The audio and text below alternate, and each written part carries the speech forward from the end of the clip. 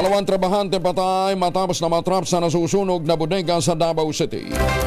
Totally na balita mula kay June Dimakotak, Aris 19. Assalamualaikum, June.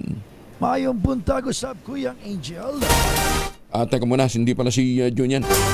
Si June Soter pala ito. June Soter, may buntag.